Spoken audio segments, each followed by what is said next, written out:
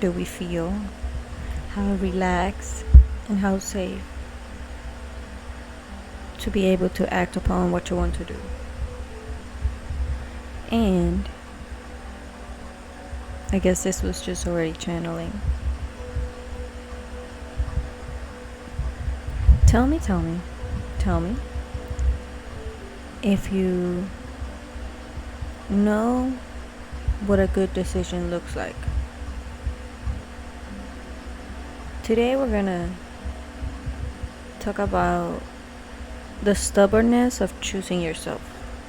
Stubborn. It requires you to be persistent. It requires you to just like a yearning sensation, but in choosing yourself. And all that. Yes. I'm here.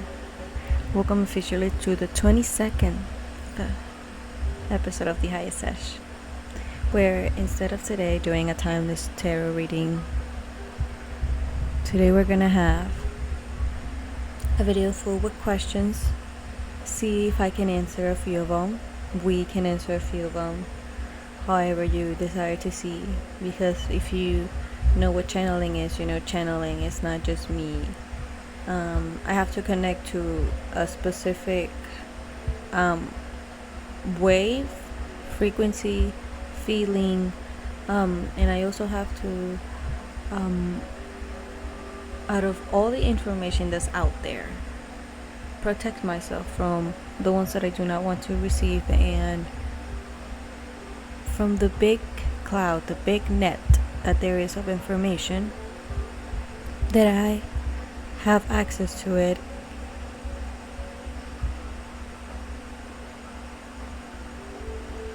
We have to be careful about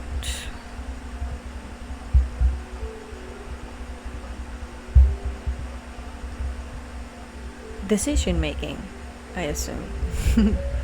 So I guess this collective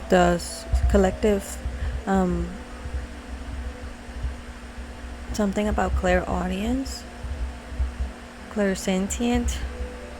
I don't know, Bam. Something about psychic powers. You crazy? You're a witch.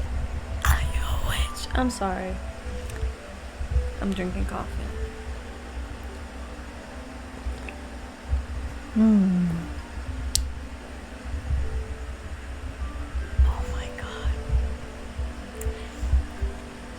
Now, one of the questions I was posting when I was writing upon today's episode and talking about the stubbornness of choosing yourself, I started to ask questions like, why do I need to stubborn with choosing myself? And it's so weird that you have to be stubborn with choosing yourself, because sometimes you're the one who doesn't want to choose yourself. Yes, evil eye, spiritual warfare, testis, ordinary daily life, routines, everything, right? Can get in the middle of, not in the middle, can be an influencing aspect in your decision making. Because I found this book that is, it literally, the book says, ask this book a question. I got this. It appeared so randomly. I think it was at Marshall's. So out of nowhere. And I was like, I don't want to spend this kind of money on a book, but you know what? Books are worth their money. But in other ways, I was using money as an excuse. Am I constantly acting upon reading the book? Because I feel reading the book takes more ritualistic daily action taking to finish to read a book than you actually spending the money on buying a book. Now, yes, decision making. What influences your decision making, and how can you make anything that's influencing your decision making benefit you? Again, the stubbornness of choosing yourself. I'm sorry. We have to acknowledge the other part of reality. And systems, patterns, people, relationships, perspectives, old versions of ourselves, old connections, will be influences that not only influence your decision making, they also influence your perspective within yourself. I see myself this way because this person sees myself this way. Because this person sees me this way doesn't mean I am totally that way. Is it correct even that way? And if it's logical for you and in the life that you're living. I use myself as we, because I am the biggest example in that it's easier for me to connect because I'm the experiment. I'm sorry, I'm the experiment. I am the the thing that has to go through the experience itself. I am the experiment to be able to test how influences are helping you in your decision making, and how am I strong enough to detach from all of that and give it straight to you. Right?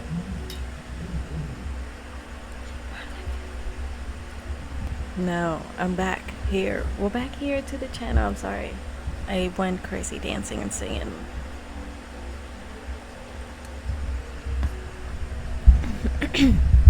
Now, here's the real thing. As I mentioned, all of that can influence your decision making, so you have to not stress yourself first of all, and figure out what next question you can ask to help you with that, right? Because the next question, well, it might be, what can I do? What can I do? Right? You can start by being grateful, bringing the feeling of gratefulness over the fact that you could ever acknowledge that in the first place. I'm not telling you that it's not obvious that everything is influencing your decision making, but how happy are you? How sad are you? How excited are you? How depressed are you? How anxious? How peaceful do you feel? What state would you define that constant life? How do I explain this? How would you define the feeling that you mostly interact with, that you mostly are in, and is it benefiting you or not? And can you bring first awareness to what's influencing you in your decision making, and seeing if it's helping you or no? I live a spiritual life while my whole life is an experiment. It's not perfect, but I guess experiments tend to be like that. It's like, imagine you wake up daily and you have a computer and you put your few codes in it, and those are the codes for the day. Those are the words for the day. Those are the emojis for today. This is how the day is gonna go, and this is how it's supposed to feel.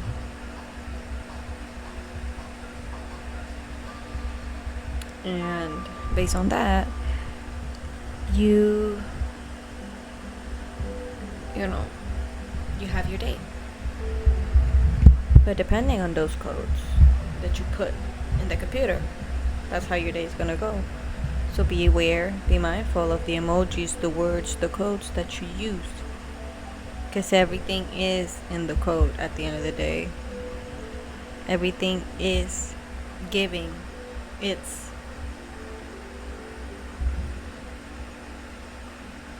effect. The cause at this point is everything that you put in the computer as a code. The effect will be the whole outcome of your day.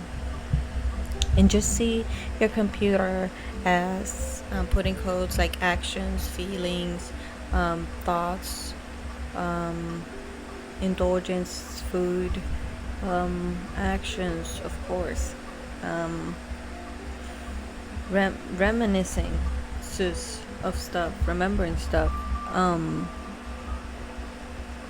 trying new things, and also getting to know yourself. And based on the codes and everything, then yeah, your intentions for all of that. And your intentions, sometimes, yes, you can be really intentional with something, but what are those intentions and what foundation is holding up those intentions? Because intentions you can give them every day. What's holding those intentions,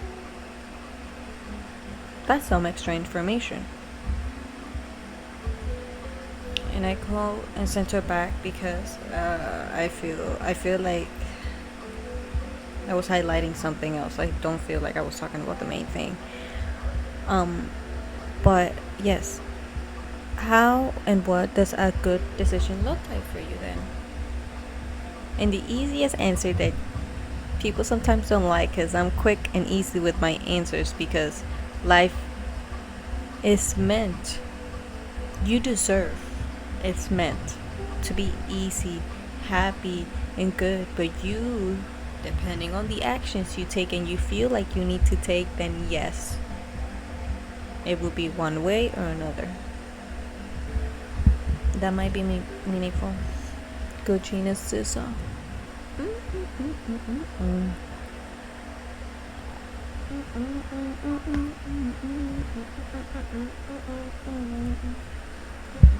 Okay, back. Easy peasy beautiful lemon squeezy is, do you feel good or no? Do you feel excited about waking up? Do you feel good, or you can survive another day at work? That you can talk to your family and feel good about whatever you were able to give? Friends, connections, co-workers, random people you meet, anything. And how do you feel when you act upon your daily life? How you wake up? What do you eat for breakfast in the morning? What time do you give yourself to indulge in the things you love, like learning about your specific things that you want to learn, learning how to play an instrument, learning how to sing, learning how to be an actor, learning how to model, learning how to design something, design clothing. You want to be a hairstylist if you're into beauty and stuff, because it's not that I don't love it, but I just won't do it for a job, but I love it. Do you like doing hair stuff? Do you like doing makeup? Do you like rapping? Do you like what makes you excited? What gives you this feeling, this that takes you away from everything that feels like it's bringing you down instead of letting you float? Because sometimes you're trying to fly, but you normally do float. It's just you're carrying so many stuff, it doesn't allow you to float.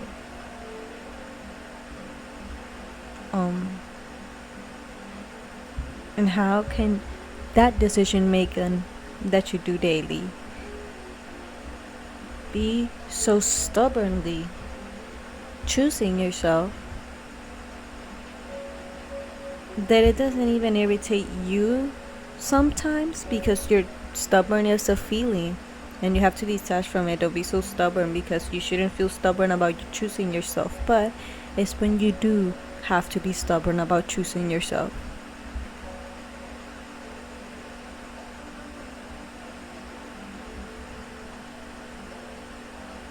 Yeah, I think the train thought kind of cut there. Sorry.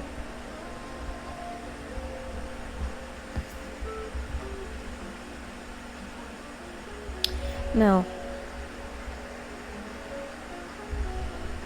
I already gave you the first step, which is acknowledging, seeing, be observant, see yourself as an experiment. You know, than me trying to experiment outside things to test things. No, experiment within yourself. You're here to be used. So if you don't get to use, enjoy, act upon the things you love, and use your vessel, your life for something, the system will find a role for you, baby. And it's okay. But they will find a role for you. And whether you like it or no, that's the role that you currently fit in the system. So, what are you going to do with that? Right?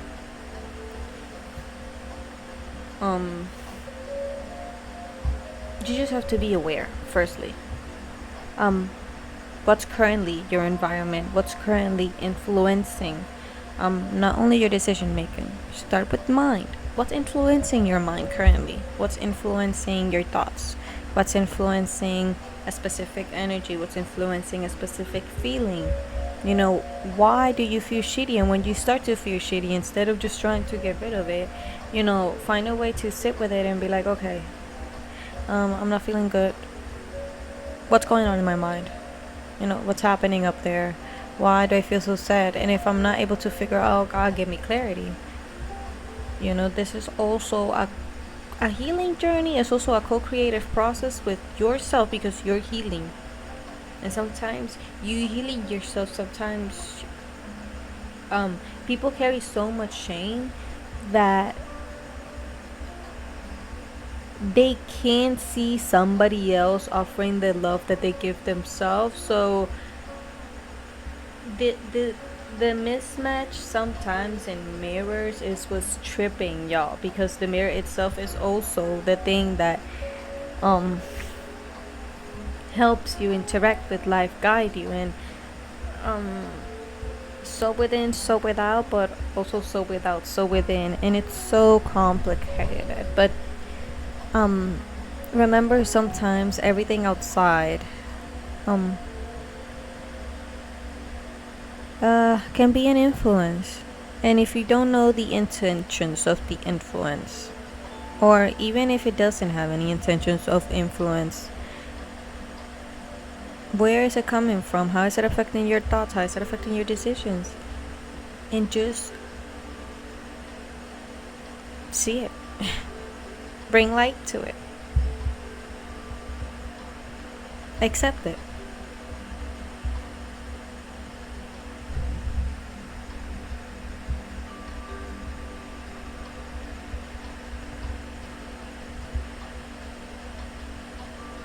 Just accepting a truth. No matter the influence, how everything seems, how everything's not, however, you have the truth here, right? You know, you accepted it. How is it influencing you?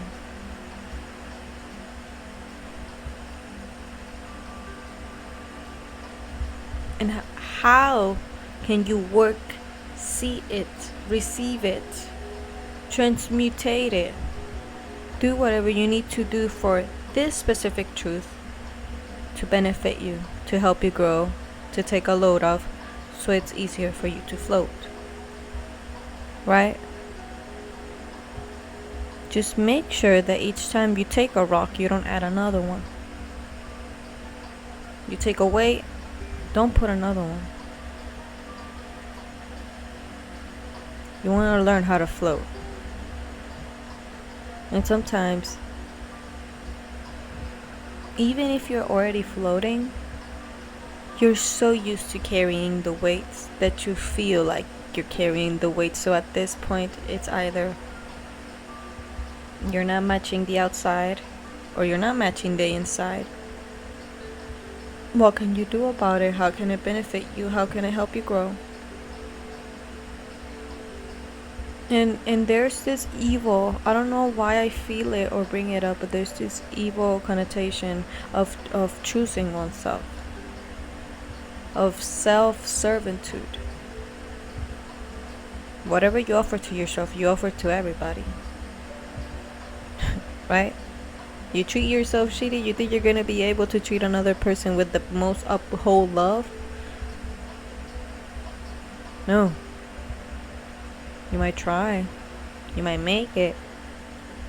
You might stay. Until time does its thing. That's it.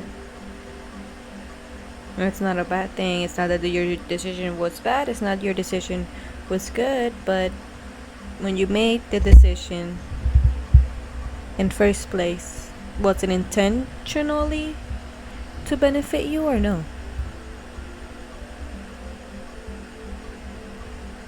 Tell me. That's all I need.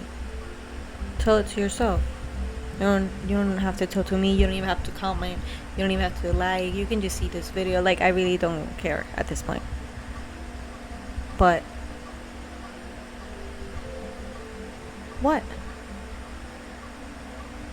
How are you gonna use whatever influence you're aware of that is affecting your decisions in a good way or in a bad way, depending of what God is bringing you awareness in your life in this current moment? Because that I speak within my life as me being an experiment doesn't mean God won't show you what I'm saying with your own life and your own experience and your own memories, your own traumas and your own blessings. That's why I always say, always be careful with how you treat others, because God does, like I always say, God is not the one to punish his own children for another one of his children. But life happens and you carry your own consciousness, and your own consciousness, even if you're aware of it or no, is connected to all that is. You receive and you take from all that is, even if you're not aware. You're here alive for a reason, even if you don't want to accept it. And even if you think your purpose is so small, like healing, your purpose is so big, like being, I don't know, helping and whatever big dreams, big purpose, small dreams mean for you. Again, how is it benefiting you? Point blank, period. And benefiting you. It doesn't have to have, again, I mention it or re-mention it or finish on the concept. It's not an evil thing that the system has taught you, that you always have to serve others, that you have to always give to others, that everybody else, everything outside always goes first than you. That's a big problem, because you are not able to give without giving to yourself. So what are you even giving to? I don't know. You didn't assign your purpose and your intentions with your own life, so I assume somebody else had to. You don't like it, you had no control over it. You have to take accountability because you still took the actions, but what can you do about it? It's already done.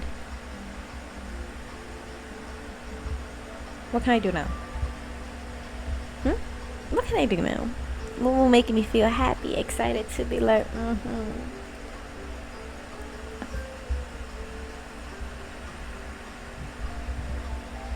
And I mention again the maze, and yes, if God is making you be aware of that influences directly or indirectly are affecting your decisions, why do you think God has to test you then? Or anything else that God uses to test you instead of himself testing you, however you perceive life. There's everything in this world, and I don't know. It's not my time to discover what's in the universe. But there's everything. And if there's more universes, there's a lot of more things that my human brain cannot handle right now. So I just God is like, you don't need to know. That's just extra information. I'm like, I know, thank you. I want a simple life in the barn. Yeah, baby. You don't cause me no troubles because I'm just a country girl trying to get out of here, live her dreams.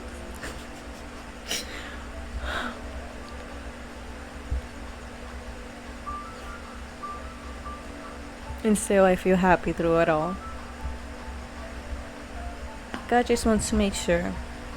And I'm just going to end up with this because I already touch upon basic, give you the words, give you the code, give you the intentions, give you the feeling that you need for God to just fix it upon you in your own little experience for you to learn and receive.